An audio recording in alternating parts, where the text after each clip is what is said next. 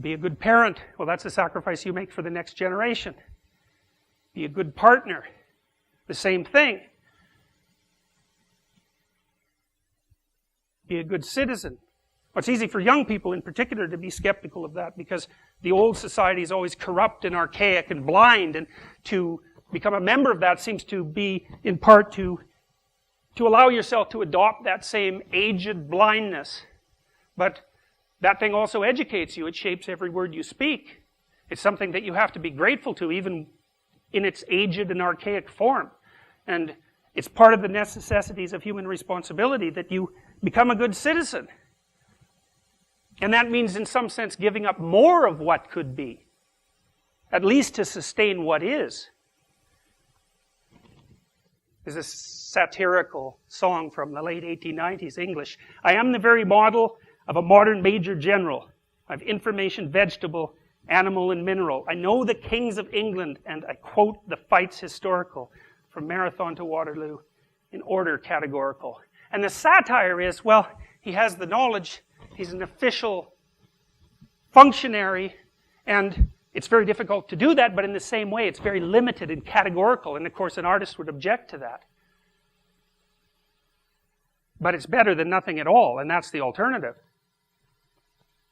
Well, above that, maybe what's above good citizen? Because sometimes good citizen is not so good. If you were a good citizen of Nazi Germany, or a good citizen of the Soviet Union, or of Mao's China, you know, you were narrowed in a particular way, and then maybe in a necessary way, but also in a very pathological way. And so it seems to be that there has to be something, even though adopting that restricted viewpoint is necessary, there has to be something above it. And I think that's also the thing that can restore the sense you have of a true entanglement with the deepest and most meaningful realities of life. And that's the issue of being a good person. It's above being a citizen. It's something else. It has something to do with the development of individuality.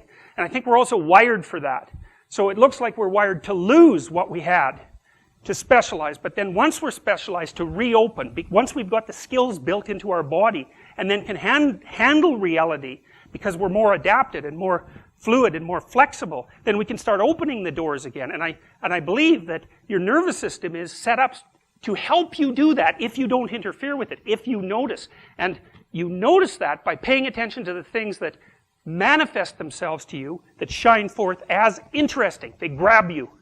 And where you're grabbed is where the obscuring map you live in isn't obscuring the reality that's underneath. It's like there's a hole in the map, and the light shines through that, and you're attracted to that, and that will pull you along.